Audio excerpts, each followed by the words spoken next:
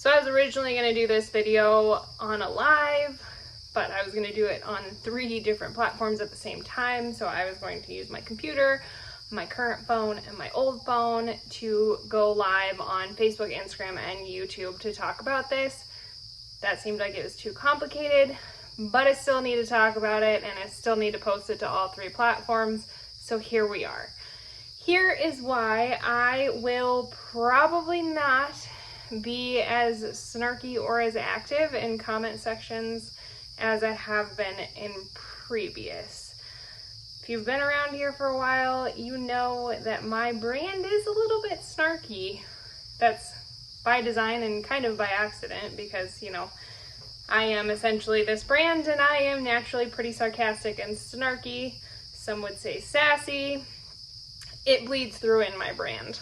Works out well given what I sell and what I'm trying to convince people to do. If I didn't have a sense of humor about this, it just would not work. Also, sorry for the sound quality. These crickets got really loud in the last 24 hours, but we're gonna make this work. Anyways, so why I probably, oh, sorry, spider coming down on my face. Anyways, why I will not be as active in the comments and why am I talking about this now? For those of you who don't follow me on Facebook, you should, but if you don't, then you did not see the post that really brought this all up again. Hy-Vee in Cedar Rapids, which I actually think has carried my crickets for probably over a year now. Anyways, they posted a picture on, Wednesday? What are we today? Friday. Posted a picture on Wednesday with a bag of each of my 4 flavors that Hy-Vee carries. So my dill pickle, my hot and spicy, my smoky barbecue, and my fiesta. Just sitting on a table, saying that they got a new shipment of crickets in today, listing some of the benefits of crickets, saying you can go get them while supplies last. Totally normal, innocuous post. Fast forward, so actually, yeah, it was Wednesday, possibly Tuesday when they posted this. Fast forward to yesterday, and my mom calls me at about, 9:30, 10 o'clock maybe, and says, hey, they were just talking about Jiminy Crickets on the radio, like on the news section, saying that they're now available in a Cedar Rapids Hy-Vee. I was like, well, that's weird. Seems super random for them to bring that up now. It's not like I just launched in Hy-Vee. Like I've been in their warehouse for nearly 18 months now. Like I don't get it. Anyways, had 2 or 3 people reach out and be like, hey, I heard you heard about you on the radio today. They didn't actually interview me. Like I wasn't on the radio. But you know, we heard about Jiminy Crickets. I said, cool. Like this is really random. Like I don't know what's behind it. Like I don't know, did Hy-Vee do this? Like I have no idea. So then last night, someone who goes to the gym that I go to tagged Jiminy Crickets on the original post and was like, the owner goes to our gym. Like she's awesome. Great person, great business, support Iowa businesses. And so that was the first time of me seeing that post. I clicked on that post and I was like, oh, this is why. The comment section and the shares, there were something like 700 comments at that point, maybe 650, and over 500 shares for just a run-of-the-mill post. And if you go on to that particular Hy-Vee's Facebook, they get, on average, I would say 1 like, 1 share, maybe 1 comment for whatever they're posting. So this was weird.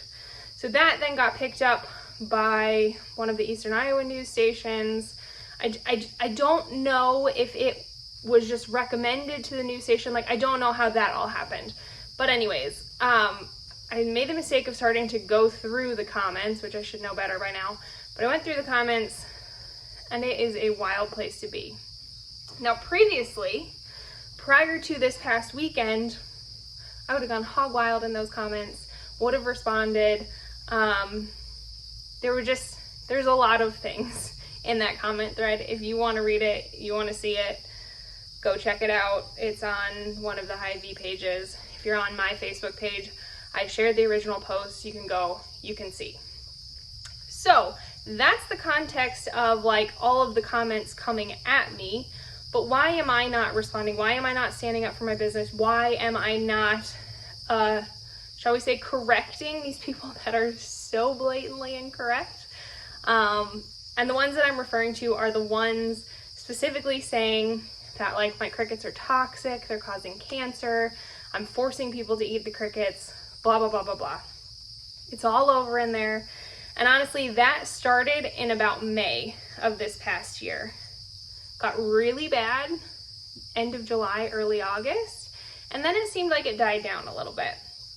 Granted, I was doing nothing to help myself in that, in terms of not poking the bear and not, you know, being real sassy back in the comments, as just is my way. That's, like I said, that's my brand, that's my personality, that's just what I do. So why I won't be doing that is because of an experience that I had this past weekend that truthfully I was not going to share publicly. I told a few people about it. I told my parents about it. I told my boyfriend about it. I told a few people that I interacted with early in the week about it. But I was not going to make this public. But now that if people notice me not going back and forth in the comments or not, again, just standing up for myself in a stronger way as I would have in the past, I want you to know why. And what it was actually an experience that I had in person this last weekend. I will start this with, too long didn't read. Why I won't go back to people in the comments is I'm worried about my actual physical safety. And that's never been an issue for me. That's never been something that's really crossed my mind and I've been concerned about. But again, the last 6 months, it's become wild. Culminating in this past weekend. So this past weekend, I was at the second week of Junk Stock, which is out in Omaha, Nebraska. Great event for me. 2 weekends in a row, 3 days, really long events, but great event. This time I was next to another Iowa vendor, Pasta of the Prairie. Shout out to Jessie, she's awesome. And this is the first time Jessie was next to me. It was really nice to have her next to me, be able to, you know, talk to somebody. Anyways, we were on Sunday. So this is the end of the day on Sunday. There's literally half an hour left of this market. It's 4:30. Jessie and I are just chatting. There's a few people walking through, but not too many. And this couple walks by. I didn't even notice them walking by, honestly. And they walk past my booth, which is 10 feet wide. They get halfway through Jessie's, and the husband turns around and goes, "Those contain chitin." And I said, "You mean chitin?" And he said, "Yeah, that stuff's toxic." This is not the first time somebody's come up and done this to me. So here we go. I said, "Great, tell me what more you know about chitin." I said, "Did you know that it's the second most abundant biopolymer in the world behind cellulose? Did you know that it's in shellfish? And did you know that it's in mushrooms?" And he said, whoa, there's 2 different kinds." And I said, "Cool, which kind are in my crickets?" And he said, "Well, you tell me." And I said, "Well, I'm telling you that there's only one kind." And he said, "No, it's toxic. People are trying to force kids to eat these. It's toxic. Those are so bad." And I said, "Did you read that on the internet?" And he said, "No, I read it in a medical journal." I said, "Cool, could you pull it up for me? I'd love to read it." His wife at that point turns to him and says, "Please don't do this." And he says, "Oh no, I'm doing this." So she turns and walks to the booth directly across from me, which is a really deep booth. It's like 5 feet deep. They do furniture and all of those things. She walks into the aisle in front of Jessie's thing, so I can't really see her, but I can kind of see them through the shelving. He starts getting on his phone, turns and walks in to the booth with his wife. Jessie goes, "Wow, that guy got really upset." And I said, "I'm still watching him because he is upset, like veins popping out in his neck." And I'm watching him gesture and talk in like a fairly loud voice, not yelling, but with his wife, very visibly upset. And I heard him say, "They're feeding these to kids." And I was just like, and I said to Jesse, I said, "I have money on it. He will come back." So his wife continues looking around there. Jesse and I are just kind of standing there. I'm kind of watching him, keeping an eye on him.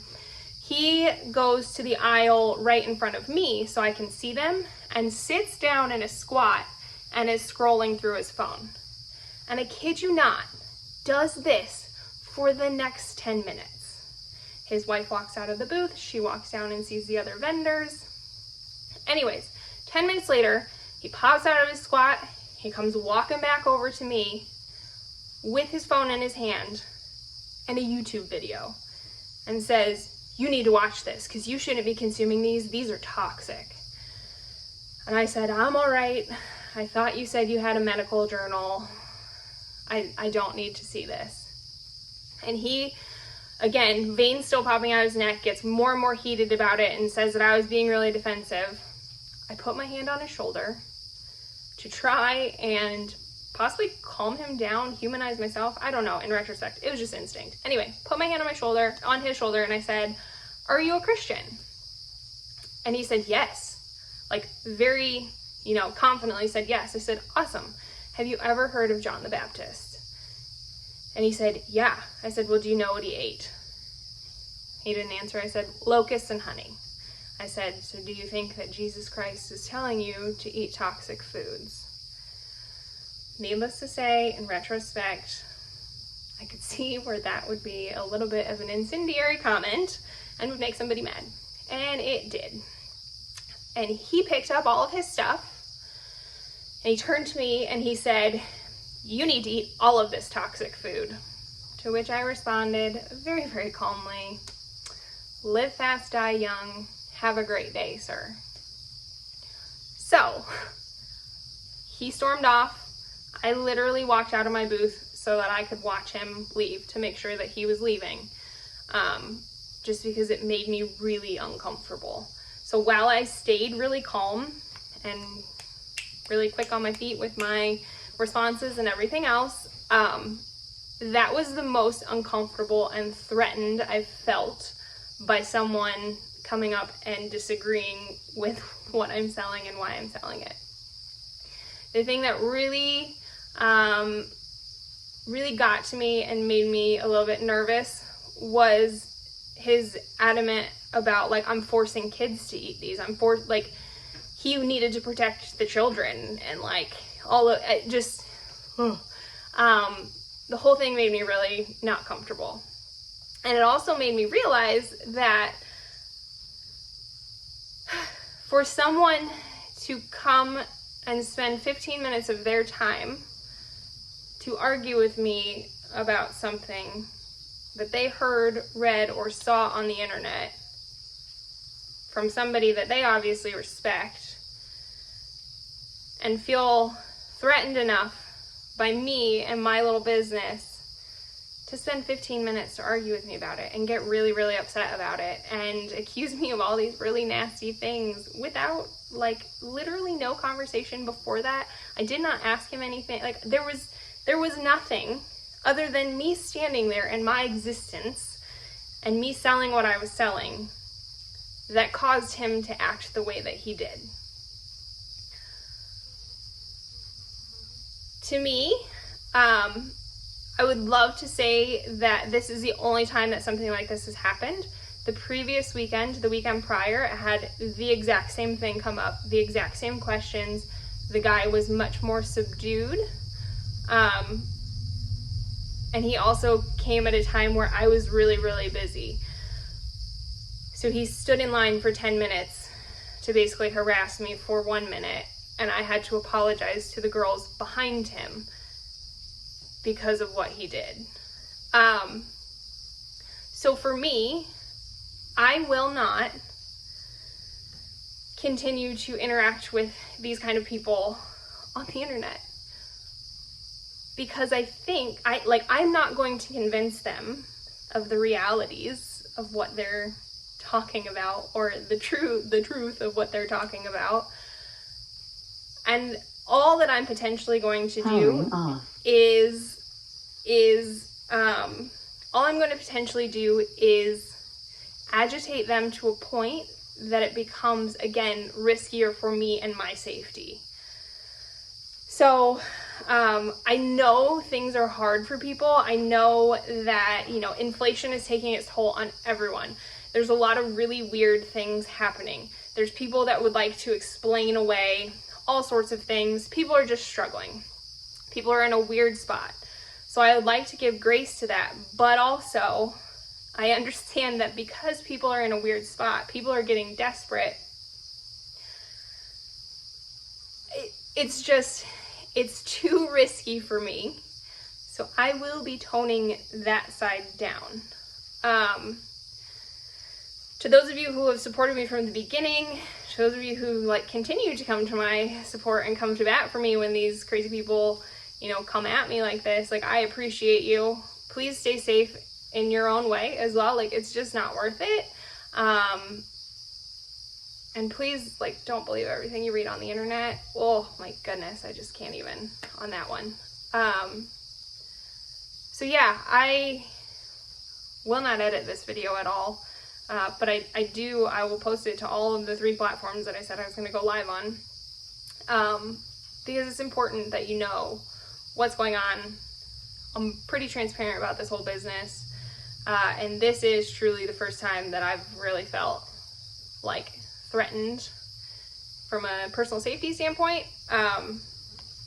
So also, I guess the other thing I can say is if you ever are at a market or something and you see someone berating a small business or giving them a hard time, you as another customer, feel free to go back that vendor up. It doesn't have to be anything major or anything, but there is some strength in numbers in terms of getting someone to back off, de-escalating a situation.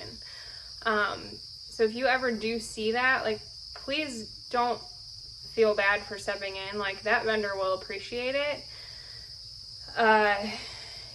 So yeah, it's, and I wasn't the only vendor that was, getting crap for ridiculous things that weekend. There was a girl two stalls down that she had these jars that you infuse with alcohol to make, flavored spirits, dried fruits and spices and stuff. And the company that she gets them from happens to be woman-owned. And it says that on the label. And some man picked up her jar and said, "Why do you have to put woman-owned on this? How would you feel if I put man-owned on the back of this?" And she was just like, what do we do to that? You don't go into Target, you don't go into Walmart, you don't say those things to those people. Or maybe you do. Whatever. All I'm saying is be nice to us small business owners. Be nice to your fellow humans. And just stay safe out there. Because people are in a weird spot. The world is in a weird place. Most people are amazing. Most people are totally reasonable. It's just a few people that are ruining it for everybody. So yeah, long story short, you won't catch me in the comments very much anymore. And that's just for a personal safety situation. And it saddens me to have to do that, but it is what it is. Thanks for watching.